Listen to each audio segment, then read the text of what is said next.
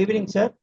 I studied Sanskrit from 6th standard to 10th standard during the year 1970 to 75. Now I am 65 years old. At that time, I studied Sanskrit for getting more marks. But now I want to learn Sanskrit. Of course, I know the basics and all, the Shabdarupas and all. I had a very nice, thanks to Mamatha madam. She has taken a lot of pains and then I made the course very easy. And I hope this will be a starting point for me in knowing more and more of Sanskrit. I'm also attending the other courses like Ramaraksha Stotram Patanam, then Parichaya, all these courses. I wish you this is a great service to Sanskrit language by Vyoma. Kudos to all of you. Really great service.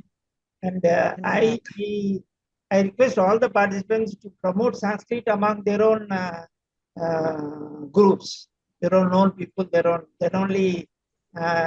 present day Sanskrit, everybody wants to kill Sanskrit, all politicians and all.